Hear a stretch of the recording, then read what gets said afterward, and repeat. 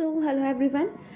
Here we are with her current affair lecture, that is current affair of October month from vision IAS magazine. आज जो हम cover करने वाले हैं, last video में I forgot to cover security portion, तो आज हम सिक्योरिटी और पॉलिटी वाला पार्ट कवर कर देंगे। तो let's start with the very first news, that is about जन योजना अभियान। अब ये जो अभियान है ये बेसिकली इसलिए है कि जो हम पीपल पार्टिसिपेशन है उसे इंक्रीज़ कर सकें डेमोक्रेसी में। कि डेमोक्रेसी बेसिकली होता क्या है कि लोगों के लिए लोगों द्वारा शासन। तो बेसिकली पीपल जो लोग होते हैं उन्हीं के पास पावर होती है डेमोक्रेसी में। तो हम कैसे जो हैं उन्हें प्लानिंग में इन्वॉल्व कर सकते हैं कि फॉर एग्ज़ाम्पल जो पंचायत लेवल के डेवलपमेंट प्लान्स होंगे वहाँ पर हम लोगों को कैसे एंगेज कर सकते हैं। फॉर एग्ज़ाम्पल इसका एक एग्जांपल आपको यहाँ पर भी देखने को मिला था कि लास्ट टाइम पे अभी इलेक्शन के टाइम पर, लोकसभा इलेक्शन के टाइम पर एक पॉलिटिकल पार्टी के जो लीडर थे उन्होंने लोगों को एनकरेज किया था पार्टिसिपेशन के लिए थ्रू कि आप अपना जो पॉइंट ऑफ व्यू है वो दो कि आपको किस तरीके से जो है वो विकास चाहिए और हम उसे अपने मैनिफेस्टो में लेकर आएंगे अगर हमें लगेगा कि ज़रूरत है। तो इस तरीके से जो है जो भी हैं वो पीपल पार्टिसिपेशन है वो एनकरेज किया जा सकता है। यहाँ पर जो है वो एक अलग लेवल पे है, यहाँ पर जो है ये फॉर्मल लेवल पे आ जाता है कि पंचायत डेवलपमेंट प्लान्स है, वहाँ पर हम ग्राम सभा के थ्रू कैसे जो है लोगों का पार्टिसिपेशन एनकरेज कर सकते हैं। तो लेट्स सी दिस इन अ ठीक ठाक सा मैनर की कवर हो जाए सब कुछ, क्या क्या दे रखा है इधर। तो सबकी योजना सबका विकास, उसके ऊपर ये बेस है, ये आप समझ सकते हो। तीनों टायर जो पंचायत के होते हैं, that is district, block and village, तीनों लेवल पर जो है वहाँ पर इसे इम्प्लीमेंट किया जाएगा, वही दे रखा है यहाँ पर भी।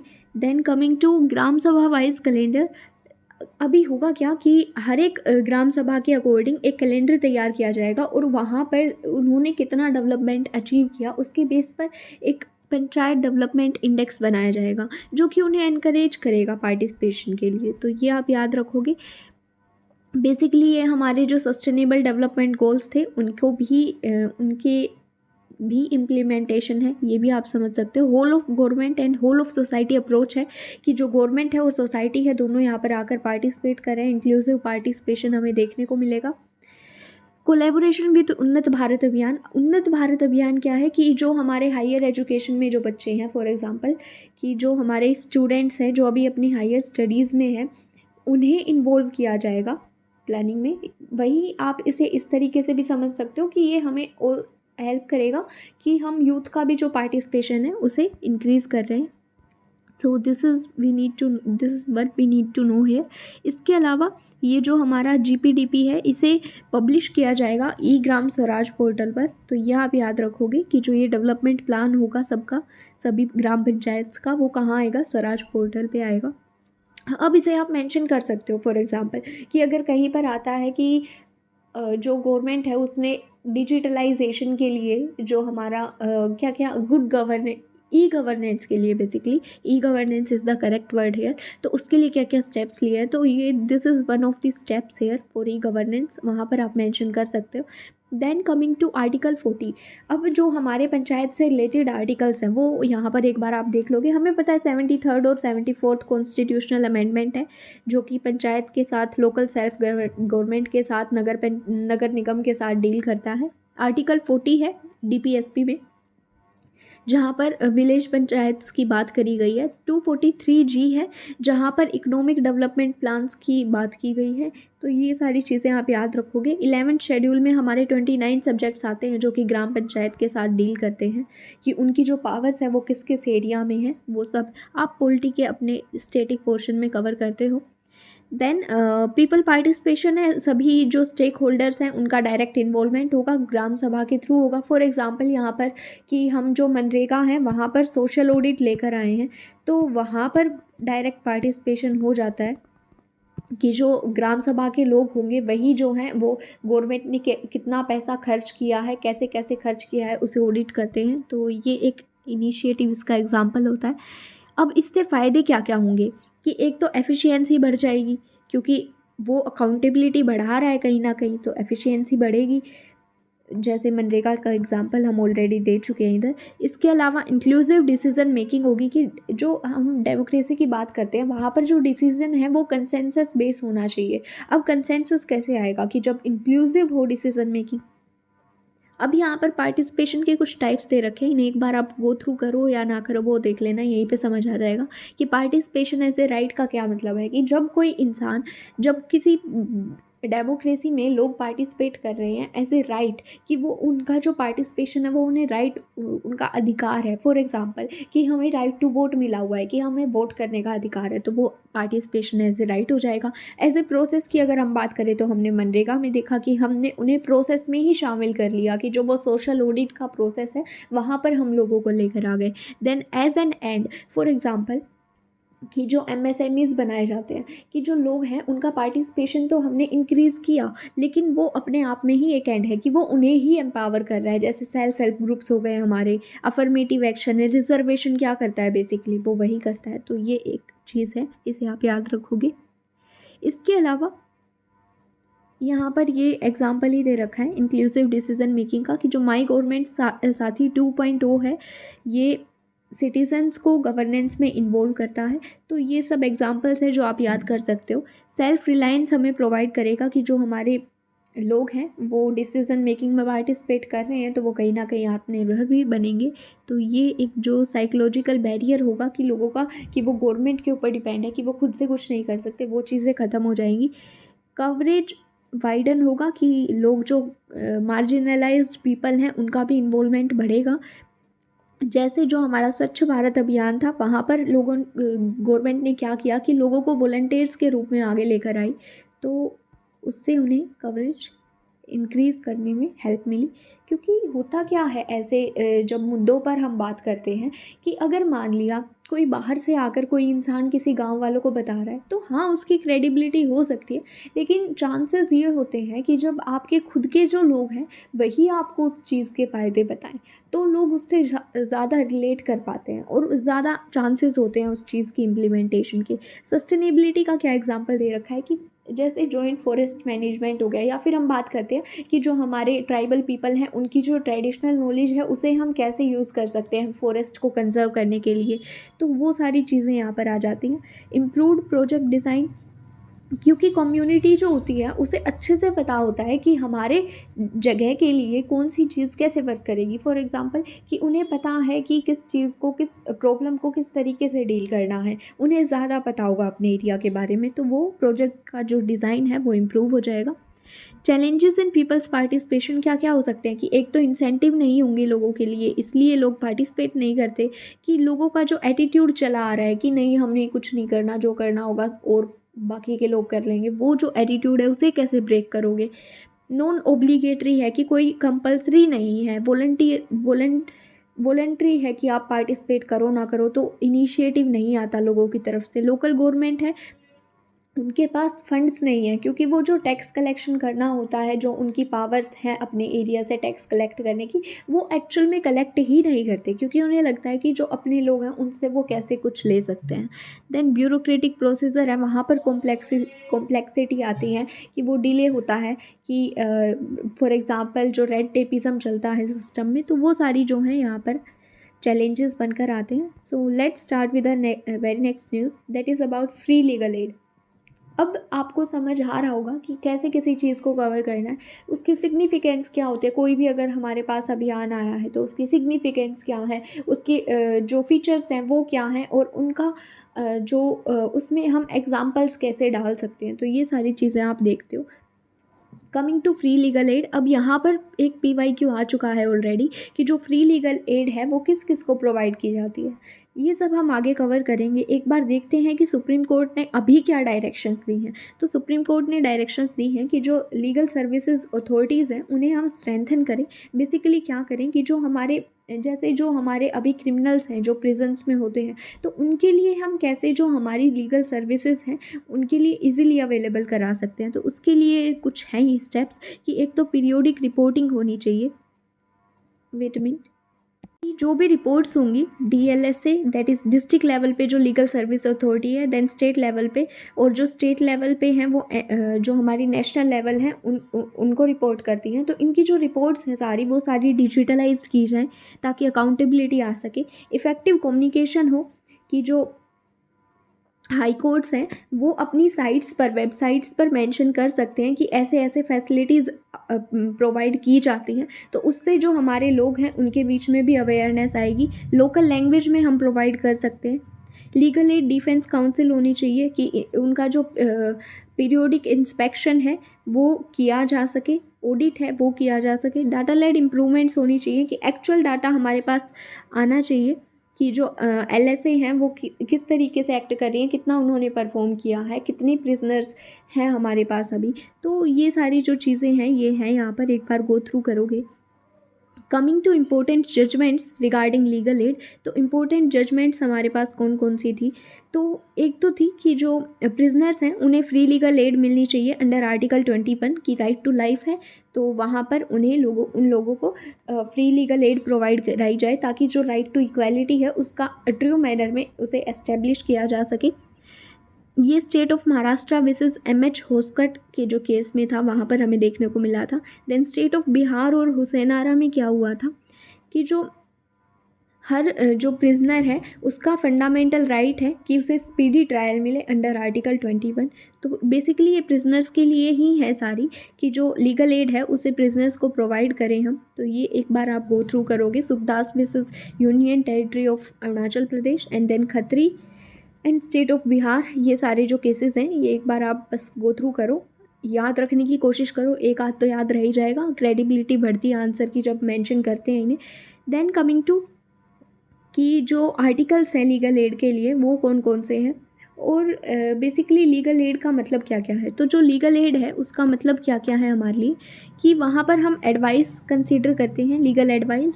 इसके अलावा हम रिप्रेजेंटेशन की, कोर्ट में अगर कोई हमें रिप्रेजेंट कर रहा है। देन हमने एक पढ़ा था अल्टरनेटिव डाइस्प्यूट रिजोल्यूशन मैकेनिज्म, जहाँ पर हम बहुत सारे मैकेनिज्म पढ़ते हैं डाइस्प्यूट को रिजोल्व करने के आउट ऑफ द कोर्ट, जहाँ पर मीडिएशन, नेगोशिएशन आ जाता है। तो वो सारी चीज़ें यहाँ पर मेंशन की गई हैं। इसके अलावा लीगल एड से रिलेटेड हमारे पास दो आर्टिकल हैं। एक तो आर्टिकल 21 में ये इन्वॉल्व होता है जो कि पर्सनल लिबर्टी और राइट टू लाइफ के साथ डील करता है। देन आर्टिकल 39A में फ्री लीगल एड और इक्वल जस्टिस का प्रोविज़न है। तो ये चीज़ें आपको पता होंगी, DPSP में मेंशन ही है, तो बिल्कुल नॉर्मल सी बात है। Coming to legal service authority act 1987, अब ये जो एक्ट है इसी के अंडर जो हमारी ये थी नालसा, ये बनाई गई थी। इसी की तरीके से स्टेट लेवल पर हमारे पास स्टेट लीगल सर्विस अथॉरिटी होगी, देन डिस्ट्रिक्ट लेवल पर होगी हमारे पास। डिस्ट्रिक्ट वाली स्टेट को रिपोर्ट करेगी, स्टेट वाली नेशनल को रिपोर्ट करती है, ऐसे ये चलता है। भारतीय नागरिक सुरक्षा संहिता जो कि IPS की रिप्लेसमेंट है, IPC की रिप्लेसमेंट है, वहाँ पर भी सेक्शन 341 में इसका मेंशन है।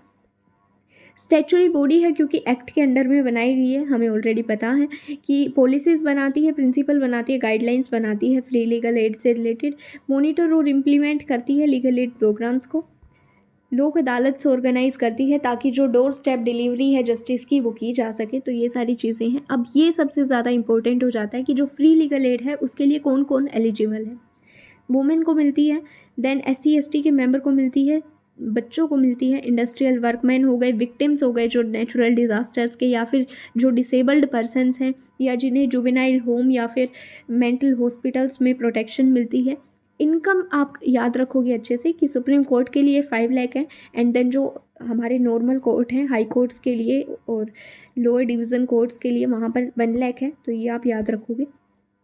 सिग्निफिकेंस क्या है हमें ऑलरेडी पता है, खुद सोच के देखो कि एक तो हमें क्या मिल रहा है कि सोशल जस्टिस मिल रहा है, कि होगा क्या कि इक्वेलिटी प्रमोट हो रही है, कि सभी को राइट है कि वो अपने जो अपने आप को कैसे रिप्रेजेंट कर सकते हैं कोर्ट में, तो वो सबको राइट अवेलेबल हो रहा है, प्रिजनर्स को भी अवेलेबल हो रहा है, राइट टू लाइफ को वो प्रोटेक्ट कर रहा है।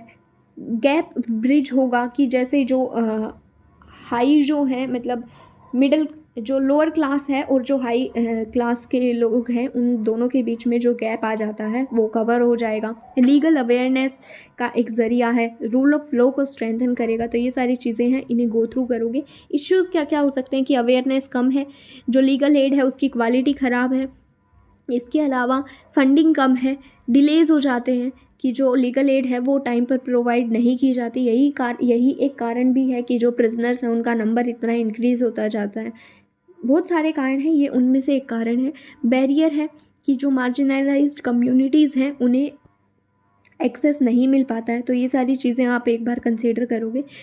कमिंग टू कि जो गवर्नमेंट के स्टेप्स हैं इन्हें लेकर वो क्या क्या हैं, तो एक दिशा स्कीम है हमारे पास जो प्री लिटिगेशन मैकेनिज्म को प्रमोट करती है, जैसे कि हमने एडीआर की बात की थी, alternative dispute resolution mechanism. Tele-Law की जो लीगल एडवाइस है वो हम एक्सपर्ट पैनल के थ्रू ऑनलाइन डिलीवर कर सकते हैं, तो ये आप याद रखोगे। न्याय बंधु है, न्याय बंधु में क्या है कि फ्री लीगल एड प्रोवाइड की जाएगी। तो जो भी प्रोवाइड करने के लिए वॉलंटियर करना चाहता है वो सभी इन जो लॉयर्स हैं वो रजिस्टर कर सकते हैं अपने आप को। न्याय मित्र प्रोग्राम है कि 10 to 15 ईयर ओल्ड केसेस जो हैं सिविल में भी और क्रिमिनल केसेस भी, उनका डिस्पोजल है उसे, उसका जो प्रोसेस है उसे एनहांस करें हम। लोक अदालत हैं ताकि जो एडीआर मैकेनिज़्म है उसे प्री लिटिगेशन स्टेज में जो केसेस हैं उन्हें सोल्व कर सके। तो ये सब चीज़ें आप याद रखोगे। जो लोक अदालत होते हैं वहाँ पर कोई कोर्ट फी पे नहीं की जाती है। तो ये सब चीज़ें हैं। वे फॉरवर्ड क्या हो सकता है कि हम अवेयरनेस बढ़ाएं, इसके अलावा टेक्नोलॉजी बढ़ाएं ताकि जो डिस्प्यूट रिजॉल्व है वो अच्छे से जल्दी किया जा सके। इसके अलावा हम क्या कर सकते हैं कि जो इंस्टीट्यूशनल कैपेसिटी उसे इंक्रीज़ करें, कि जो कमी है फॉर एग्ज़ाम्पल कि जो हमारे लीगल एड में जो रजिस्टर करते हैं अगर उन लॉयर्स की कमी है तो उसे फिल करें जल्दी से। तो ये सब कुछ एक स्टेप्स हैं। पॉलिसी लेकर आए, इंसेंटिव्स दें पार्टिसिपेटर्स को। तो ये सारी चीज़ें हो सकती हैं। सारथी 1.0 जो है ये हमारा जो इनिशिएटिव है ये लॉन्च किया है social justice and environment empowerment का जो डिपार्टमेंट है उसने और नालसा ने मिलके डिसएडवांटेज कम्युनिटीज़ के लिए ये हेल्प करता है, वहाँ पर उन्हें लीगल सपोर्ट प्रोवाइड करने में, उनमें अवेयरनेस लाने में। तो ये सब चीज़ें हैं। आरटीआई जो है अब ये इम्पोर्टेंट हो जाता है, हमारा पॉलिटी के लिए भी इम्पोर्टेंट है एंड देन इथिक्स के लिए भी इम्पोर्टेंट है। तो ये सब चीज़ें थोड़ा सा ज़्यादा ध्यान से पढ़नी पड़ती है। अब जो आरटीआई एक्ट है बेसिकली उसका पर्पस क्या है कि वो जो लोगों को इन्फॉर्मेशन प्रोवाइड करे, कि लोग जो इन्फॉर्मेशन चाहते हैं वो उन्हें मिले। अब लेकिन यहाँ पर कुछ एक रिस्ट्रिक्शंस हैं कि सब इन्फॉर्मेशन उन्हें प्रोवाइड नहीं की जा सकती। कुछ कॉन्फिडेंशियल इन्फॉर्मेशन होती है जो आप उन्हें प्रोवाइड नहीं कर सकते। फॉर एग्जांपल जो डिफेंस से रिलेटेड जो इन्फॉर्मेशंस होंगी वो पब्लिक नहीं की जा सकती। तो कुछ एक रिस्ट्रिक्शंस भी आती हैं। बैकग्राउंड हम समझ लेते हैं कि कहाँ कहाँ पर हमें प्रोविज़न देखने को मिलता है। तो universal declaration of human rights में हमें, अब ये सब चीज़ें इतनी इंपॉर्टेंट नहीं है, बस मैंने हाईलाइट कर दी कि आपको थोड़ा सा पता रहे कि हाँ कॉन्टेक्स्ट क्या चल रहा है चीज़ों का। तो ये बैकग्राउंड समझने में हेल्प करती है। फ्रीडम ऑफ इंफॉर्मेशन एक्ट आया हमारे पास। बेसिकली यूनिवर्सल लेवल पर भी हमें प्रोविज़न देखने को मिलते हैं। फ्रीडम ऑफ इंफॉर्मेशन एक्ट आया जिसे रिप्लेस किया गया आरटीआई एक्ट से 2005 में। देन फंडामेंटल राइट उसे बनाया गया राज नारायण विसेस उत्तर प्रदेश गवर्नमेंट केस में, इसे आप याद रख लो। देन जो हमारे हैंडल कौन करता है, बेसिकली जो सेंट्रल लेवल पे और स्टेट लेवल पे जो इंफॉर्मेशन कमिश्नर्स होते हैं वो इनकी जो इस राइट का जो इम्प्लीमेंटेशन है उसे इंश्योर करते हैं। इसके अलावा जो पब्लिक इंफॉर्मेशन ऑफिसर्स होते हैं वो इंफॉर्मेशन प्रोवाइड करते हैं। तो ये चीज़ें आप याद रखोगे। इसके अलावा क्या क्या राइट है कि हर सिटीज़न जो है वो अपनी राइट टू इन्फॉर्मेशन के तहत कोई भी इन्फॉर्मेशन गवर्नमेंट से, पब्लिक अथॉरिटी से मांग सकता है। अब इस पब्लिक अथॉरिटी में हमारे पास कौन कौन सी अथॉरिटीज़ आ जाती हैं कि जो भी गवर्नमेंट के लॉ या फिर कॉन्स्टिट्यूशनल बॉडीज़ हैं वो सभी बॉडीज़ आएंगी। देन नोटिफिकेशन के अंडर भी जो गवर्नमेंट किसी नोटिफिकेशन के थ्रू कोई बॉडी एस्टेब्लिश करती है वो भी इसके अंडर में आएंगी। या फिर जो एनजीओज़ हैं जो कि गवर्नमेंट के थ्रू फाइनेंस्ड होते हैं कुछ ना कुछ अमाउंट में, डायरेक्टली या इनडायरेक्टली, वो भी इसके अंडर में आएंगे। तो ये सब चीज़ें आप एक बार देखोगे। यहाँ से प्री में क्वेश्चन बन सकता है कि कौन कौन एलिजिबल है, कौन कौन प्रोवाइड करता है इंफॉर्मेशन आरटीआई के अंडर। इसके अलावा ऑब्लिगेशंस हैं पब्लिक अथॉरिटीज़ की। बेसिकली होता क्या है कि कुछ एक इन्फॉर्मेशन होती है जो गवर्नमेंट ऑफिसर्स को डालनी होती है खुद ही से, वो उनकी बेसिकली ट्रांसपेरेंसी शो करता है, तो ये आप समझ सकते हो। अब जो एग्जेम्पशंस हैं वो किसे किसे दी गई है, तो सेक्शन 8 के अंडर हमारे पास कुछ एक सब्जेक्ट्स ऐसे हैं जिन्हें हम कॉन्फिडेंशियल रखते हैं, जो इन्फॉर्मेशन हम बाहर नहीं दे सकते। इसके अलावा जो हमारी इंटेलिजेंस और सिक्योरिटी ऑर्गेनाइजेशन है, फॉर एग्जांपल आईबी है, रो है, तो इन सब की जो इन्फॉर्मेशन है उसे आप प्रोवाइड नहीं कर सकते। जो हमारे लोअर कोर्ट्स हैं उन्हें जो इस एक्ट के अंडर जितने भी हमारे जो प्रोविज़न्स आएंगे, इस एक्ट के अंडर जितनी भी एप्लीकेशंस हैं, उनमें जो लोअर कोर्ट है उसे बार किया गया है कि वो वहाँ पर उन्हें एंटरटेन नहीं कर सकता है। तो ये सारी चीज़ें आप एक बार देखोगे। ये एग्जाम्पल्स थोड़े से इंपॉर्टेंट हो जाते हैं, तो एक बार गो थ्रू करोगे, रट्टा मारने की ज़रूरत नहीं है, हमें ऑलरेडी पता है। फॉर एग्जांपल जो सॉवरेनिटी को इम्पैक्ट करेगा वो हम कैसे लीक कर सकते हैं, या फिर कॉन्टेम्प्ट ऑफ कोर्ट है तो वहाँ पर हम कैसे लीक कर सकते हैं, ट्रेड सीक्रेट हैं वो नहीं लीक कर सकते, तो ये सारी चीज़ें हैं। कमिंग टू अदर की प्रोविज़न्स की और कौन कौन से प्रोविज़न्स हैं, तो इसमें 30 दिन के अंदर हमें जो इन्फॉर्मेशन है वो प्रोवाइड करनी होती है। अगर गलत इन्फॉर्मेशन प्रोवाइड की जाएगी तो उसके ऊपर पेनल्टी लगेगी। लाइफ और लिबर्टी की जो अगर लाइफ और लिबर्टी से रिलेटेड कोई इन्फॉर्मेशन है तो उसे 48 आवर में आपको डालना होगा। तो ये सारी चीज़ें हैं। इसके अलावा राइट टू जो सिटीज़न है वो अपील भी कर सकते हैं जो पीआईओ के डिसीज़न है उनके अगेंस्ट। इसके अलावा अगर हम बात करें तो अमेंडमेंट किया गया था आरटीआई अमेंडमेंट एक्ट। अब इसमें अमेंडमेंट क्या किया गया था कि जो टर्म्स ऑफ सर्विस थी, कंडीशंस ऑफ सर्विस थी, सेंट्रल इंफॉर्मेशन कमिश्नर्स और स्टेट इंफॉर्मेशन कमिश्नर्स की, तो उनकी जो कंडीशन ऑफ सर्विस थी उसमें थोड़े से चेंजेस किए गए हैं और उनके ऊपर सेंटर को जो है वो रेगुलेशन उनका बढ़ा दिया गया है। तो वो कहीं ना कहीं जो उनकी इंडिपेंडेंस है उसे रिस्ट्रिक्ट करता है। तो ये चीज़ें आप याद रखोगे। डीपीडीपी एक्ट है, digital personal data protection act.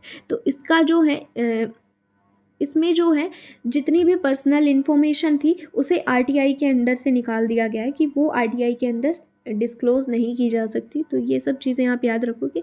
अब ये जो कोटेशंस हैं ये आप पढ़ते चलो कि क्या पता क्या कौन सी याद रह जाए और कहाँ पे हम यूज़ कर पाएँ। कि where a society has chosen to accept democracy as its credal faith, it is elementary that citizens ought to know what their government is doing. कि जहाँ पर डेमोक्रेसी है और उसे एक्सेप्ट किया गया है अच्छे तरीके से, तो वहाँ पर जो गवर्नमेंट है वो क्या कर रही है उसकी नॉलेज सिटीज़न को होना एक बेसिक थिंग है। तो ये सब चीज़ें हैं। पीएन भगवती जी की ये स्टेटमेंट है। सिग्निफिकेंस की अगर बात करें तो सिटीजन्स को एम्पावरमेंट मिल रहा है, ट्रांसपेरेंसी प्रमोट हो रही है कि प्रोएक्टिव डिस्क्लोजर होता है इन्फॉर्मेशन का गवर्नमेंट एजेंसीज के थ्रू, अकाउंटेबिलिटी है कि अगर हम कोई भी इन्फॉर्मेशन मांगेंगे तो हमें इन्फॉर्मेशन प्रोवाइड की जाएगी, एक्सपोज करता है करप्शन। देन इसके अलावा इफ़ेक्टिव इम्प्लीमेंटेशन होगा पॉलिसीज़ का और वेलफेयर स्कीम्स का। तो ये सारी चीज़ें हैं। फॉर एग्ज़ाम्पल अगर मान लिया हमारी जो मनरेगा ही लगा लो, मनरेगा स्कीम है उसमें कितने सारे फंड्स आए और उनका कैसे कैसे यूज़ हुआ, अगर वो इन्फॉर्मेशन हमें मांगनी है तो हम आरटीआई के थ्रू मांग सकते हैं। तो इम्प्लीमेंटेशन होगा उसका अच्छे से होगा कि गवर्नमेंट को ये रहेगा कि हाँ लोग एक्शन ले सकते हैं। तो ये सारी चीज़ें होती हैं। चैलेंजेस की अगर हम बात करें तो फंक्शनल इशू है कि जो आईसीज़ हैं उनकी वैकेंसी बहुत सारी हैं, डिले होता है इन्फॉर्मेशन देने में, जेंडर कंपोजिशन स्क्यूड है कि जो इन्फॉर्मेशन कमिश्नर्स हैं वहाँ पर जो वुमेन है वो बहुत कम है, बैकलॉग्स इकट्ठे हो जाते हैं। स्ट्रक्चरल इशू की अगर हम बात करें तो इसमें बहुत सारे एग्जेम्पशंस दिए गए हैं, इवन पीएम केयर फंड को भी इससे बाहर रखा गया है। डाइल्यूशन कर दिया गया है अमेंडमेंट्स के थ्रू कि आईसीज जो थे उनकी कंडीशन ऑफ सर्विसेज जो थी उसके ऊपर जो गवर्नमेंट है उसकी पावर बढ़ा दी गई है। प्रोसीजरल इश्यूज़ हैं कि ब्यूरोक्रेटिक रेजिस्टेंस होता है कि आप जो इन्फॉर्मेशन है उसे डिस्क्लोज़ ना करो। नॉन कॉम्प्लायंस है कि जो बाई चांस अगर हमने मान लिया पब्लिक इन्फॉर्मेशन ऑफिसर्स अपॉइंट ही नहीं करे तो वो नॉन कॉम्प्लायंस में आ जाएगा। लैक ऑफ अवेयरनेस और एजुकेशन है, लोग इतने से जागरूक नहीं हैं उनके राइट्स को लेकर। तो ये कुछ एक जो है जो चैलेंजेस हैं वो हैं हमारे पास। सेकंड एआरसी की जो रिपोर्ट थी उसने बोला था कि जो राइट टू इन्फॉर्मेशन है वो मास्टर की है गुड गवर्नेंस के लिए। तो ये सब चीज़ें हैं। एक दो उनके सजेशंस थे कि नेशनल कोऑर्डिनेशन कमेटी हमें बिठानी चाहिए जो कि इफ़ेक्टिव इम्प्लीमेंटेशन कर सके आरटीआई की। अवेयरनेस कैंपेन्स हमें चलाने चाहिए। और तो हमें भी पता है कि एडिक्वेट स्टाफ होना चाहिए, प्रोएक्टिव डिस्क्लोज़र है वो अच्छे से वो किया जाना चाहिए, रेगुलर टाइम पीरियड पे अपॉइंटमेंट्स होने चाहिए। तो ये सारी चीज़ें हैं। Coming to uh next news that is about ग्राम न्यायालय। तो अभी जो या तो अभी जो ग्राम न्यायालय हैं हमारे पास, विलेज कोर्ट, उनका जो पर्पज़ है वो क्या है कि जो हर सिटीज़न है उस तक न्याय पहुँचे और इक्वालिटी इंश्योर करेगा बेसिकली अगेन ये। तो ये सब चीज़ें हैं। सेक्शन 3 ऑफ द एक्ट वो इसकी कॉन्स्टिट्यूशन के लिए जो है वो रिकमेंड करता है कि ग्राम न्यायालय बनाए जाने चाहिए। प्रॉब्लम क्या है कि रिसोर्सेज का क्रंच है, अपॉइंटमेंट्स नहीं होती हैं, बर्डन बढ़ता जा रहा है, ये सब हमारे पास है। इसके अलावा स्टेट गवर्नमेंट अपॉइंट करती है न्यायाधिकारी जो कि चीफ होगा ग्राम न्यायालय का, जो वहाँ पर सबसे हाईएस्ट पोजीशन पे जो बंदा बैठता है वो होगा और वो कंसल्ट करेगा। वो जो स्टेट गवर्नमेंट है वो हाई कोर्ट से कंसल्ट करके उसे अपॉइंट करती है। तो ये चीज़ें आपको पता होंगी। ग्राम न्यायालय बनाए किस लेवल पे जाते हैं, या तो एक बहुत सारे ग्रुप है और पंचायत है उनके लेवल पर, या फिर इंटरमीडिएट लेवल पर ये बनाए जाते हैं। मोबाइल कोर्ट है, घर घर जाकर हर घर न्याय। तो ये सब चीज़ें हैं। सिविल और क्रिमिनल दोनों जुरिस्डिक्शन होंगी इसके अंडर में। इंडियन एविडेंस एक्ट से बाउंड नहीं होता है ये। इसके अलावा प्रिंसिपल ऑफ नेचुरल जस्टिस को फॉलो करता है कि कोई भी अपने आप के केस में जज नहीं होगा, कोई भी अपने आप के केस में जज नहीं होगा और दोनों साइड को सुनाया जाएगा। बोथ विल बी हर्ड, दोनों को अपॉर्चुनिटी दी जाएगी। तो ये सब चीज़ें हैं। सोशल वर्कर्स को अपॉइंट किया जा सकता है कंसीलिएटर्स के तौर पर। इसके अलावा अगर हम बात करते हैं, कुछ एक स्टेट्स हैं जहाँ पर इनिशिएटिव लिए गए हैं ग्राम न्यायालय को एस्टेब्लिश करने के लिए, कुछ एक हैं जहाँ पर नहीं लिए गए उतने इनिशिएटिव्स। ग्राम न्यायालय स्कीम है जो कि सेंट्रली स्पॉन्सर्ड स्कीम है जो कि फाइनेंशियली सपोर्ट करती है तो इन्हें, तो ये सब चीज़ें हैं।